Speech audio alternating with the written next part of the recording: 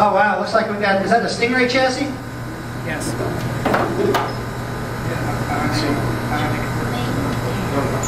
Testing. Can you hear me? Yes. Excellent. We can hear you now. Hey, this is a project had a long germination, and you've never heard of me. I've been here before, but not for a couple of years. My name is Jay Freeman. I'm more a programmer than I am a hardware type. So when I got interested in robots, I decided that the right thing to do would be to try to create one in Second Life, where I don't have to pick up a screwdriver or work a soldering iron or pay for a lot of expensive hardware.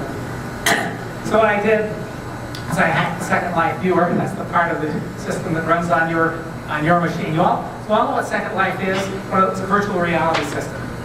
I hacked the system. It's open source, the part that runs on your machine, so I modified it so I could put in a Unix socket to talk to another program.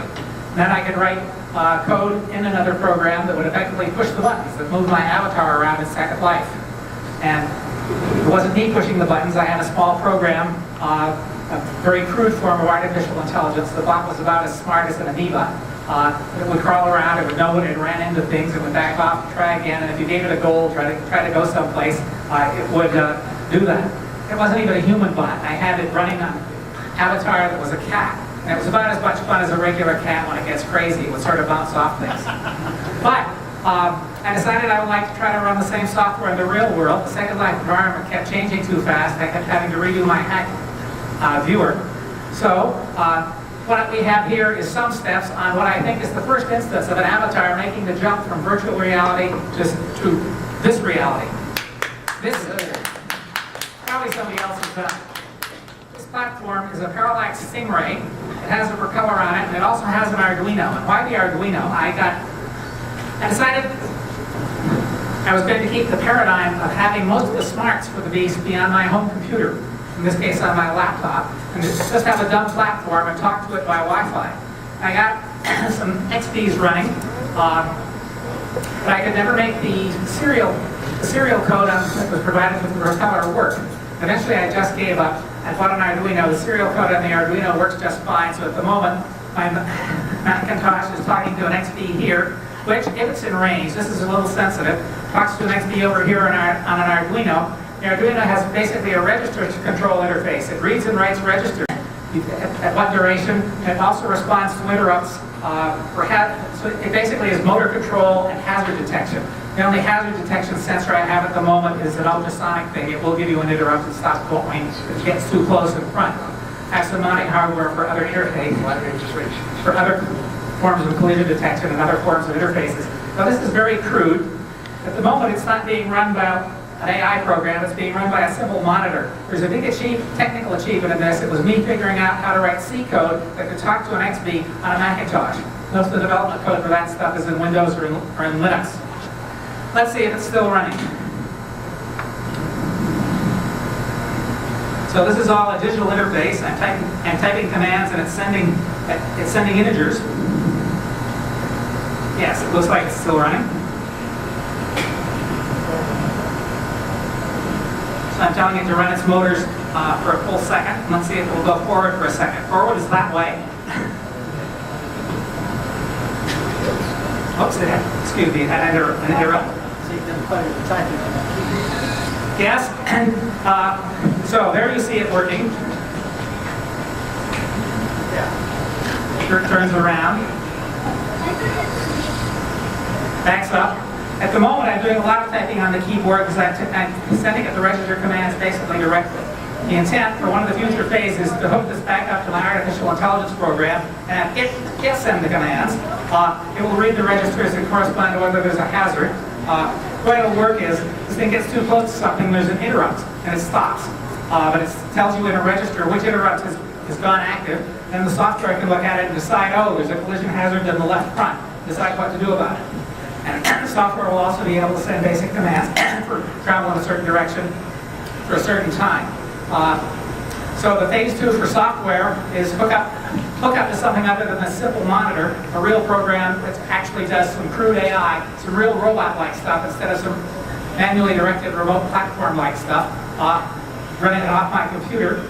If I feel like fussing with hardware, I have some pretty good micro switches that I think will make decent whiskers for collision detection. I have an infrared rangefinder. I'll probably hook up an infrared rangefinder and another ultrasonic rangefinder and some sort of servo so it can scan ahead. I've made a compass chip work on a separate board, haven't installed it on this thing. I also have GPS. So the phase 2 for hardware is any or all of the above. Phase 2 for software is something other than a simple control monitor. If anybody's curious, come see me.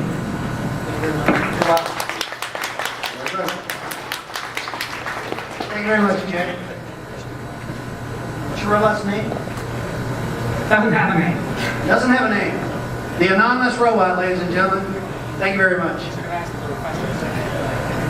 Any questions? Good. Thank you very much. Thank you very much, Jay. All right, run what you brung. Who's got a robot? Hurry up. Balancer coming up. I've got a balancer robot coming up? All right, very fun. That's a big one.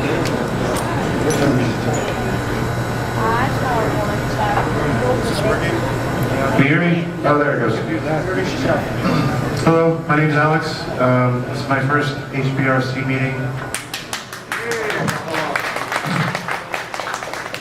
I heard you guys through Camp Peavy at the robotic, what was it? First Robo Games, and then after that event at Stanford. Yeah, robot block party. Robot Block Party, there you Very go. fun, very fun. So- HBRC everywhere. This is a project I was working on my last semester at San Francisco State, just graduated. It's a balancer robot controlled by an Arduino Mega. My first attempt to get it running, I used the triple axis accelerometer and a gyroscope down here. Couldn't figure out the I2C on the gyro, so I just worked with the accelerometer. Had a ton of noise, and I set up a proportionality controller that kind of balanced for about 5 seconds, and then it fell over.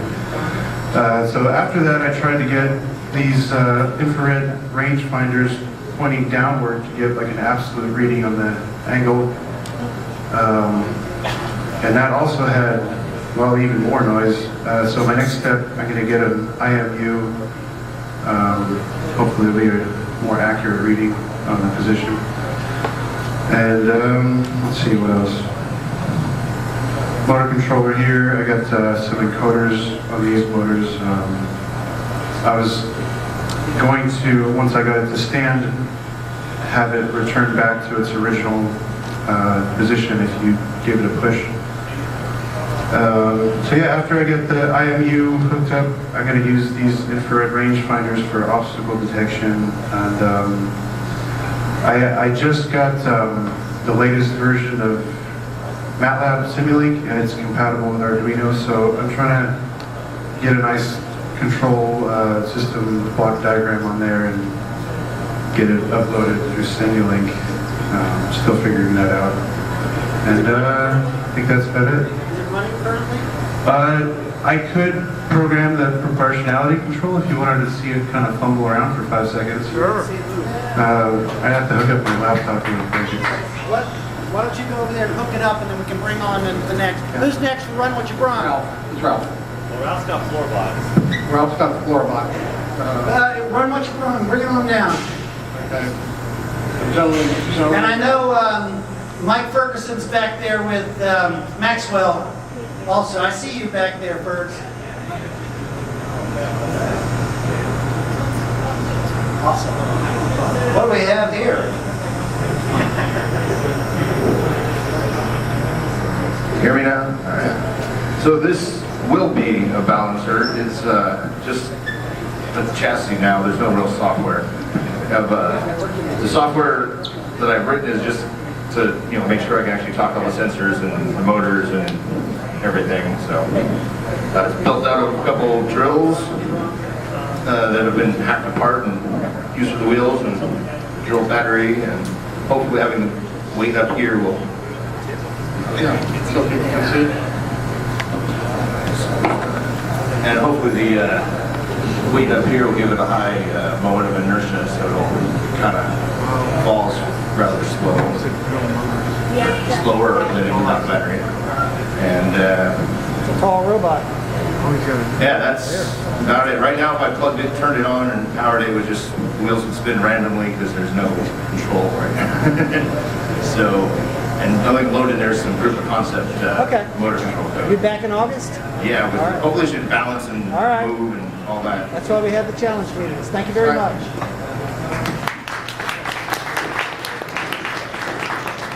Why we have the challenge meetings, to challenge yourself. Without a deadline, nothing happens. Okay, we got Hercules here. Is Hercules here? Hercules from the Hacker Dojo. Dave Crawley and company. Steve Pease. So these guys are doing great work. Sorry, really quick. I can't get this running unless I have 2 alligator clips. Yeah. You got one? Okay.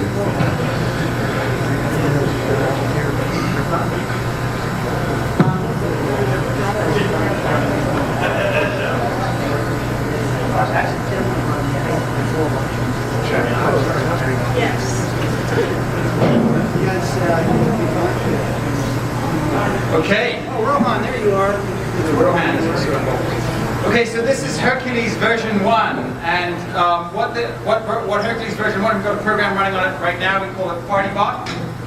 What PartyBot does is it drives into the center of a room, it slowly scans the room, uses face detection and body detection to figure out if a person is there, then it drives up to them and it offers them a drink or a Coke.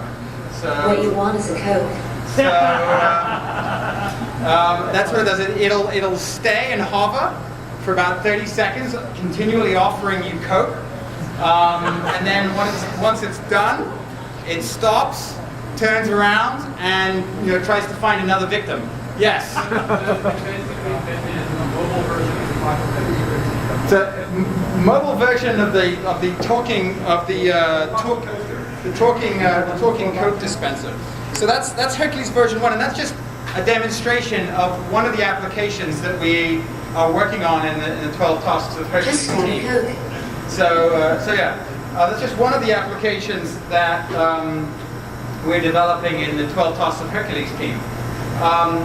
The 12 tasks. So one of them is Coke. So originally it was going to be beer, but some of our participants were under 21, so we had to get a more PG version of what we were doing. Meanwhile, while we're working on software on Hercules version 1, we're working on a hardware development Hercules version 2. So this is Hercules version 2. It looks kind of clunky right now, but Can we hold that up again? this is Hercules version 2, right? Now, the thing that I like about Hercules version 2 the thing that I like about Hercules version 2, apart from the fact that it's a whole lot lighter than V1, this thing demonstrates all of the sort of technologies, all the basic software platform for our next generation robot, Hercules version 3. And what we have in here is 2 brushless DC motors. We've got a BeagleBone Black onto which we are running ROS, and then we have a custom-built motor controller, which, as you can see, is massive wires, a Freescale Freedom board connected to another custom board that we built, and so on and so on and so forth. All of this mess in Hercules version 3 is going to go into one board that's a little bit longer than this. And we think this is going to be a really great platform for all the stuff that we're doing in 12 Tasks of Hercules. It'll be a platform that we will build and we'll make available to other people. So if there are other people in the 12 Tasks of other people in the Home Brew Robotics Club, or we've got about more than 100 people in the 12 Tasks of Hercules group. If there are other people who want to beta test our Hercules V3, then that would be really quite a lot of fun.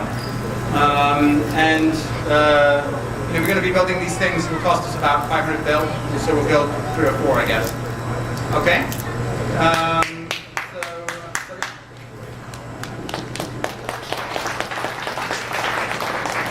Thank you very much, David Crowley, Steve Pease, Rohan, and the Hacker Dojo group, our HBRC Special Interest Group meets 1 week before the actual meeting at the Hacker Dojo in Mountain View. Excellent space, really having a great time out there. You guys are doing great work. Thank you very much. I need to plug these guys some more. They meet every Saturday at Hacker Dojo at 1:30, and they are just, it's a nice team. They take people of all ages. If you just want to get, involved in a project, this is a good project to just show up at 1:30 on Saturday and see what you can do. Yeah, just show up 1:30. The whole Coke thing. So what happened with the Coke thing was that the Hacker Dojo was holding a hackathon. And so I emailed the team and said, hey guys, hackathon, $10,000. We're going to go and put Hercules in for the hackathon for 10K. We put together a team. I think the team had 3 PhDs on it and tons of very talented coders and all kinds of people. Rohan was on the team. Yeah, Stephen was on the team. Meanwhile, at the same time, I discovered that actually they said, well, the robot is kind of cool, but we want a sort of a concept for a compact soda fountain rather than a robot.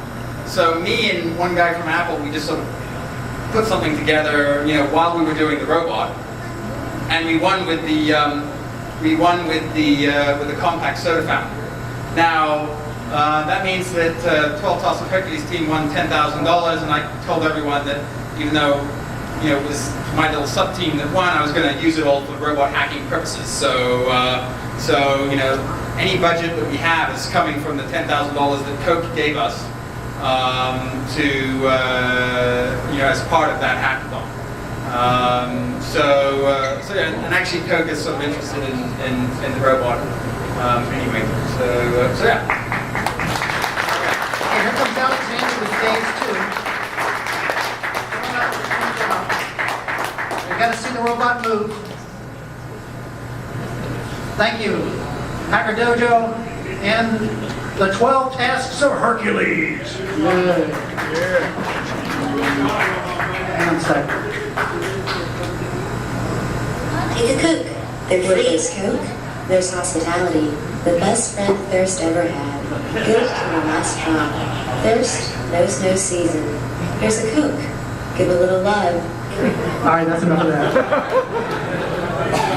That's awesome. All right, you got it, Alexander? Yeah. All right. What's your robot's name? I've been calling it SegBot. SegBot. So hopefully I can not drop this on the floor. Nothing without a net, folks. The software that's running right now, I think is for the IR sensor reading. But I think my code has some problems. Yeah, it does. Hey, it moves.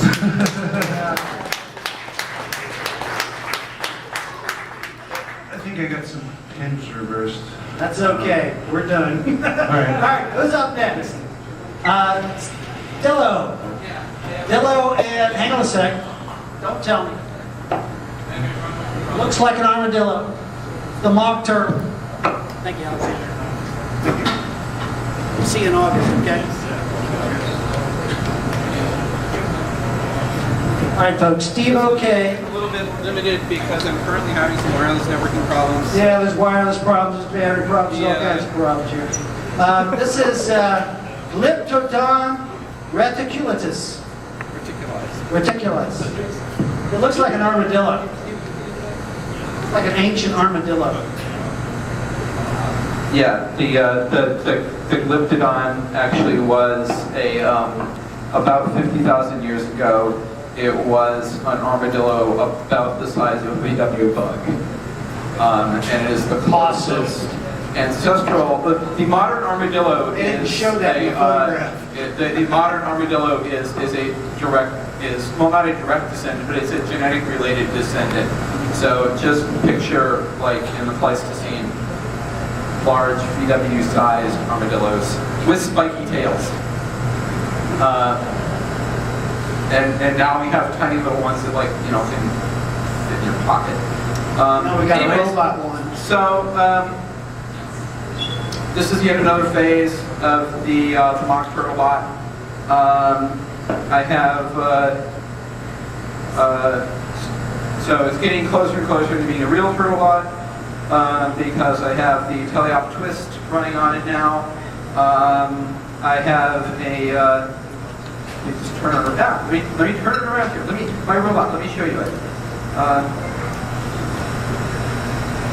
Operating on a very short cord because I'm having some wireless problems right now. So TableBot. yeah, it's a TableBot. So we have a. I now have a case for the. I now have a case for the Eagle Bone, which was printed out on a 3D Systems printer. So this is an SLA case rather than a PLA. So it's a UV cured powder-based thing. It's really, really nice. I like it a lot. Have an access point on top that I didn't have last month, which I'm having some problems with tonight. It was working earlier. And now have a USB hub underneath here. Whoa! Phase 4. Somebody come here. It's here. Hit the cake. Hit the cake. Thank you. Yeah, teletwist. Hurry up. So, anyways. So there's a USB hub under there now that I can plug a lot of things into. I was spent the past couple days trying to get Bluetooth working because I have a very nice little Bluetooth joystick that is not an Xbox controller. It's a Z-Mode. Trying to get that working. The Eagle Bone needs a new kernel for that. But other than that, you know, it teleops. I'm working on URDF for it. I have a model. Nito LiDAR. Yeah, actually, let me just, I can just show you this here really quick. Here's SketchUp. Give me a second here.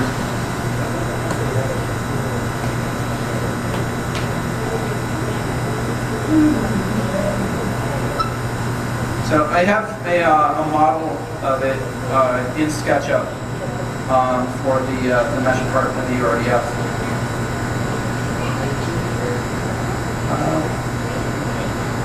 Open.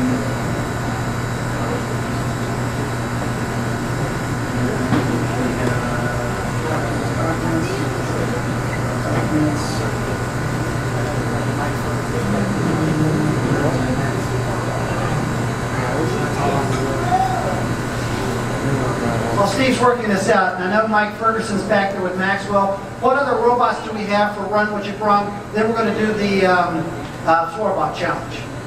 Alan, I see you. But you got a FloorBot too. All right.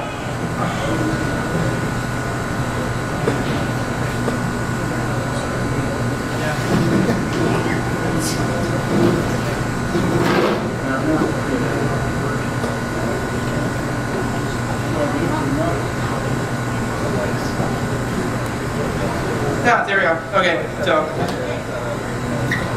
you have a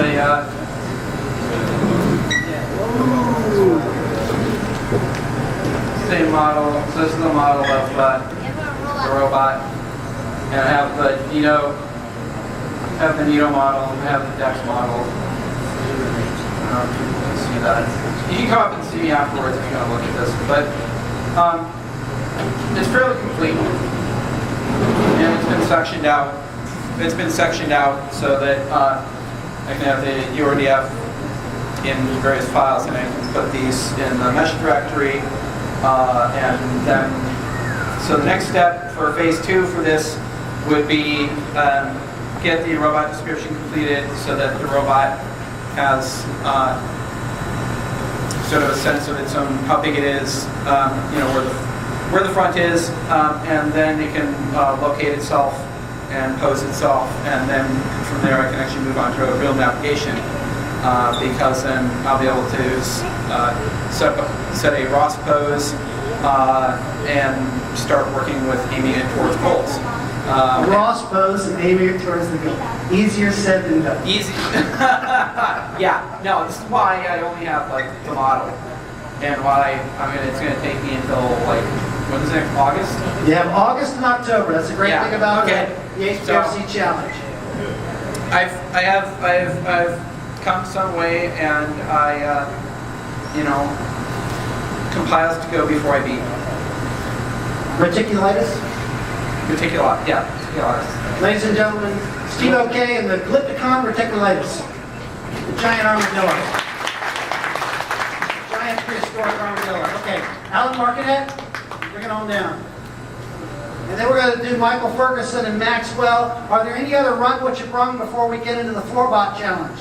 Raise your hand. Yes? Yes. Yes. Okay, this is a Robo Magellan. Didn't make the last run. Hope for it next year. On it I've got a... turn the switch on. That works. No, I've got the mic. It's got a micro ITX on it. It's got a micro ITX computer running Linux and LOS on top of that. It's got actually a 90-degree of freedom IMU in the back here, and it can actually run on it. It's got two servo motors and belts running up and down each side where all 6 wheels are driven. 24-volt battery power for the motors, another 12-volt battery power for the computer. I've had blob detection running on the ITX with the camera, which didn't come tonight. And also another camera is here. And what I'm going to do is change this motor mount and put on a Hero 3 camera. This has got a total of 3 sonars on there right now. And I just realized after reading somebody else's comments, well, 5 would be better. So I'm going to redo the front here to do 5 sonars. And then it's a little easier to do optical detection. Make a new camera mount and hopefully get the motors running a little better. I've had problems with the belt drive on here from the first section, so that's been holding me up. You notice it's got some very familiar looking wheels. These are from a Trax type 110 scale, so there's full suspension on each of the wheels. You can actually climb stairs. I've actually gone up a couple of stairs with it. Little tricky, a lot of torque to it. I'm a little bit leery of doing too much like that because of the excess torque to the belts. I've got a belt actually slipping right now that I'm trying to fix. But that's the Hexatrax Moose.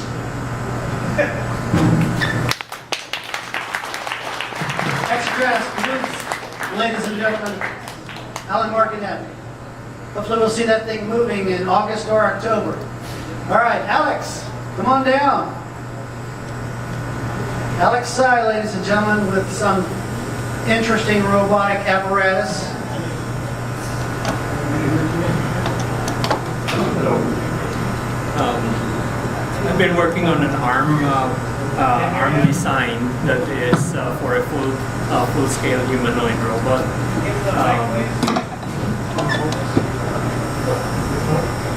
Move it closer to your mouth. Hello. Hello. I still can't hear it. Hello. Okay, maybe I'm not speaking loud enough. Speak talk louder. Okay, I'm not used to shouting. Okay, but basically this is a arm design that is cable driven. So the idea is to minimize the weight at the end of the lever arm. The motors will be driving this as a 4 degree of freedom. 4 degrees means you have this motion, you have this motion, and then you have both a up and down as well as a rotation for the hand. The whole thing will be driven by cables, similar to what this cable is an example where a motor that drives here in the back is able to lift the arm up and down. There are potentiometers, there are 4 of them that are used to measure the current angle because the error at the motor will be too high. And so to be very accurate, you want to measure it at the end point. It's still a design in progress, so I don't know if I can actually have it ready in the next meeting. Challenge yourself. Actually, you've got 2 months. It's in August and October. That's phase 2 and 3, ladies and gentlemen. All right. Alex Sy is armed. Thank you very much. All right. Next on the cavalcade of homebrewed robots, we have Mike Ferguson. And, okay, he's over there and Max is over there, so I can direct your attention. He wants to do it afterwards. Go back to it afterwards. All right. Well, hang on a second. I'm going to get you to tell this to all these people that traveled all this distance to see your robot.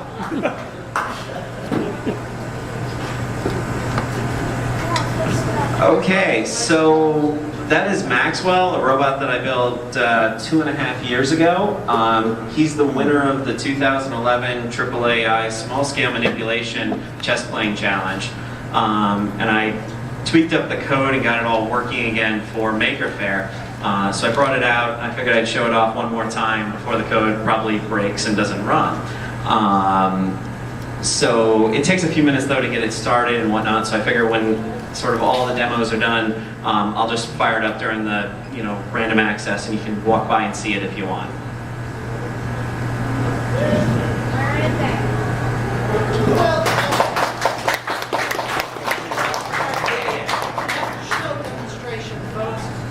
Who else has a homebrewed robot that's not in the FloorBot challenge? That's going to be our last challenge. Alan, you got one more? How many did you bring? 4? 3? Well, you're the 1, 2. Is this your third one? All right, you me and Ralph tied. All right, you want this one? This is a surprise block. Jess actually got to start putting it together. Get out of the box here. Very small package. This is a leg robot, as you probably figured out by now. So I'll hold this leg down. It's not even programmed yet. It just put together here in the last couple of days. What's his name? Not even named, no name yet. I don't know if it'll sit up by itself without any power. I made a special mount with a pan mount for a GoPro camera, and I might even try to make it do a tilt also.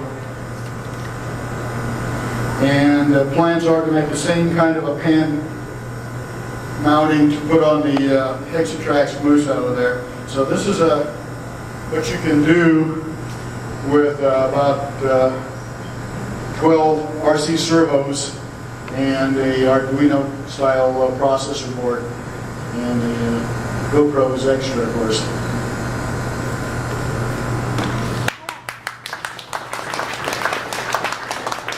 Thank you very much, Alan. Hey, we have a special guest here, Dallas Goker. Is that right? Where you at, Dallas? I'm in Indiana. He's in Indiana.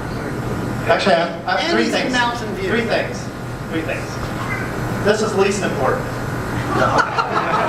Most important, I have a bunch of free junk in the back Oh, hey! that I have to get rid of to make room for more junk. So there's a box full of GPSs. If anybody wants that, it's got screen, strong arm, processor, GPS engine. There's a printer and a scanner and a bunch of other stuff you can dig through. Second, middle importance is this applies to robotics. It's not a robot. This in this bag here is a board from Acanis, and it's a standalone Wi-Fi access point, or it can also link to Wi-Fi access points. And it's got an STM32 ARM microcontroller in there and a nano Wi-Fi chip, and it's fully programmable. Stands by itself. So you can just use SPI or I2C and wire it up to your robot projects or whatever you want to have a wireless access over 802.11. So, and then least important is this beam. And I'll let Dallas talk about that, and I'll just hold the microphone. Well, can everybody hear me okay? Yeah, put the microphone up there. Still need the microphone, okay. Well, my name's Dallas Gerker. I live in Indiana. This is the Beam. It's a commercial product from Suitable Technologies. It is based on an initial creation that Kurt and I made at Willow Garage called the Tech Side. I was a remote employee working for Willow Garage, and used a typical telephone conferences, Skype and that sort of thing to communicate with everybody. And at one point I had a little break in my time and I was trying to improve my communications, and Kurt and I put together basically Skype on a stick. It was Skype. It was a computer mounted on some Bosch framing. It looked like a bunch of parts from Best Buy that we just bolted together: speakers, microphone, orbit, camera that moved around. And we used for the base the PR2 robot, which is a fantastic robot from Willow Garage. One of the neat things about the PR2 architecture is all of the units are self-contained. So the motors and sensors and everything are embedded at point of use. So we had motorized casters that simply, it had a bolt hole pattern to mount, and it had an Ethernet cable for the control and a power cable for the battery. And so I was able to just plug that into the computer and instantly be able to drive around with that. And that kind of changed my life and my career there at Willow Garage, and turned out to be so popular and people liked it so much that we split off the company, created Suitable Technologies, and bringing this product to market. You don't want to talk about the product itself? You want me to talk about this? This thing? Maybe the hardware. We can just talk about the hardware. That was going to be my model, my floor model. So the product has two cameras. They can do HD video. There's one here, and with a 120-degree field of view lens, digital pan and tilt inside. There's one looking down with headlights you can see, so you can drive around if someone turns the lights off in the office. There's multiple Wi-Fi radios inside the unit, so we can roam. Sort of like we have to recreate what a cell phone could do, like inside the product. There's 6 microphones in the top for beamforming and noise cancellation, echo cancellation, speakers. There's a full computer, everything. Basically the head is self-contained, can operate by itself. And then we have a USB that goes down to the base, and the motor control, the power system, the battery charging and monitoring is self-contained in the base. And then some motors that look like that big robot over there look like our wheels here. There's a brushless motor that looks like this. It's you would call like an outrunner for RC hobby stuff. Is embedded inside the wheel, and then we built this shield like wheel around that, and it's brushless and direct drive. So.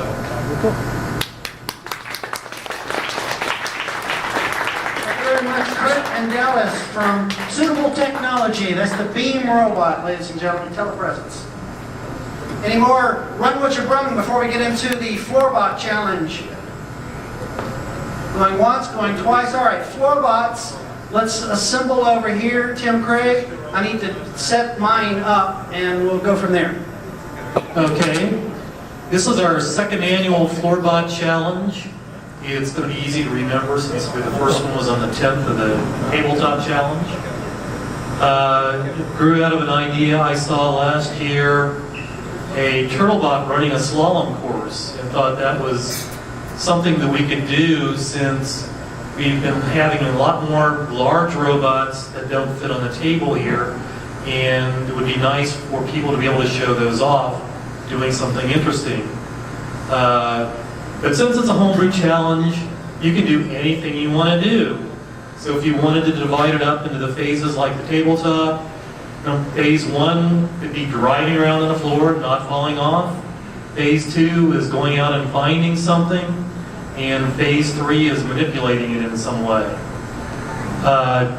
Just as a point of future reference for those people that get excited about this, I made these visual pylons for robots who want to actually lay out a course and demonstrate being able to work through it in some way. So, without further ado, who wants to go first? And then I'll rush at once.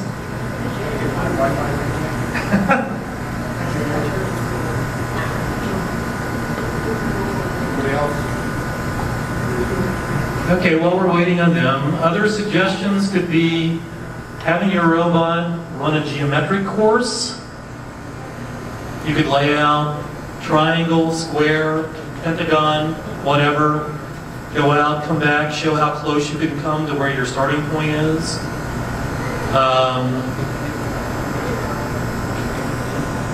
You could set up a slalom course, as I mentioned earlier.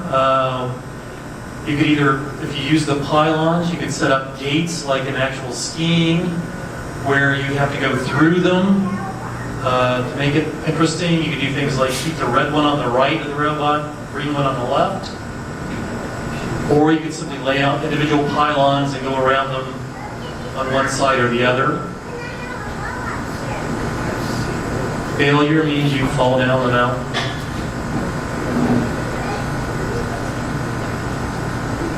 Am I giving our cameraman enough grief wandering around here?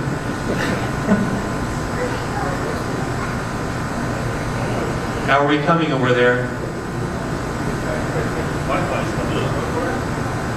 Wi-Fi is coming up. Ah, okay. Wi-Fi is coming up.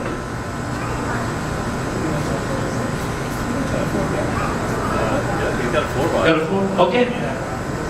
Let's go. That's my battery pack. You got a mic for me?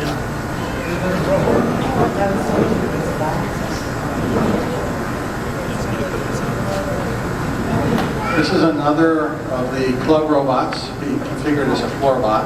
I'll let the inventor give more of a description. You would introduce yourself and your robot? Yeah. My robot doesn't have a name yet. My name is Prakash. And it's the one we built over the last couple of months. It's probably total like 4 or 5 days of work from the scratch. This was the class when and put together. So this is my battery pack. I had some issue with my 9-volt battery. I couldn't debug it. Changed the battery, but still, I think I blew up some pin on the board. So I'm going to simulate the valves with this.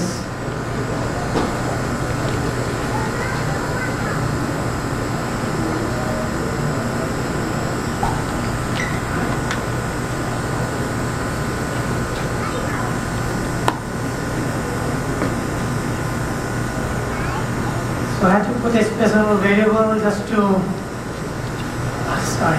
so that my cables don't get entangled. It should not keep rotating on the same side again and again. So it does a right turn once and left turn next.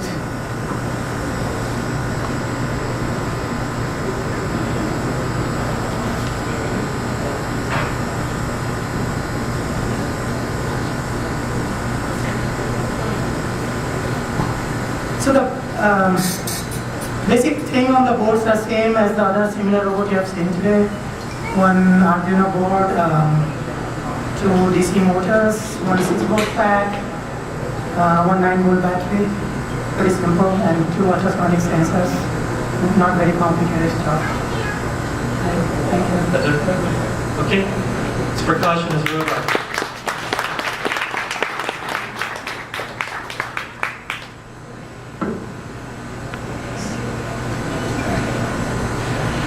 Okay, do we have another victim yet?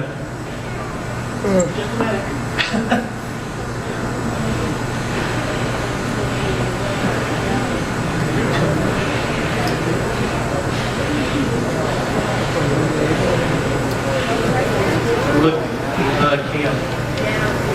Looks like Ralph's robot is at least down the floor so far.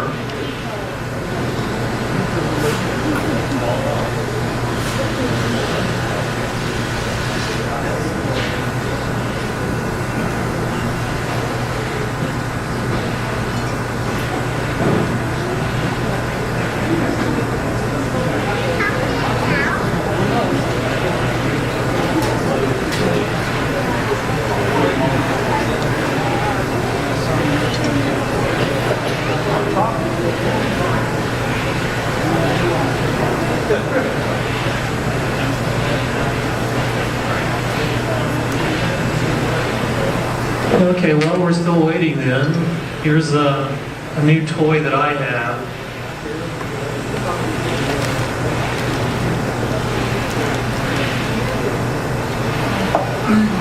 This is the latest incarnation of the BeagleBone Black. Basically, you've got a 32-bit ARM processor running at a gigahertz and half a gigabyte of memory. You've got quite a bit of I/O, and one of the more interesting things about this is it has 3 inputs with quadrature encoding hardware and 3 PWM channels, which actually have 2 lines each, so you could theoretically control 6 motors. I'm not sure how all the I/O goes out. It's one of the, each pin can have up to something like 8 functions. So you can't get every function that you want because you don't have enough pins. But it's $45 as built-in Ethernet, so you can talk Ethernet, not have to worry about all the serial stuff. Are we ready, Rob? Okay.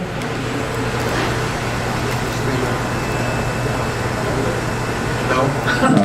Oh, there we go. Do we have some? There we go. Okay, so this is robot number 3 for the night.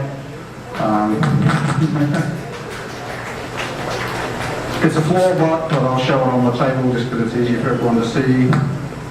So it drives, I'm using a Kindle Fire Android tablet, the Wi-Fi to it. It has the Connect sensor. Over on my laptop over there, it's running a ROS node, so the Connect is sending the Connect mapping data back. And then there's the video stream. I don't know if we can see on this, but I can actually see the video coming off the camera, and with a touch control, operate the robot. For now, that's all it does. It's not doing much autonomous. If the mapping needs recalibrating, and then you can use all the standard sort of ROS navigation functions. But what I'm working on is our sort of version of the FloorBot challenge, where we go between 2 points, and these are orange PVC pipes. So what I'm trying to do a image recognition system, so it can recognize these if I put them on the floor, and we'll use them to be a guide for its first phase of the navigation. So hopefully that'll be working by August, whenever we get there. So this is FloorBot. Thanks. I'd like to thank everybody who brought robots. Looking at my watch, that was basically 2 hours worth of robots, everybody. Now, when I first joined the club, we were lucky if we had 2 minutes of robots. So we've had quite a bit of improvement here in the club. So I'd like to thank everybody for coming here. After this, what we do is everybody just sort of wanders around and talks with one another. I'd recommend strongly that we go back and see Maxwell and see what's going on. And hopefully you'll all come back for the next meeting in July. So thank you very much. Have a good night.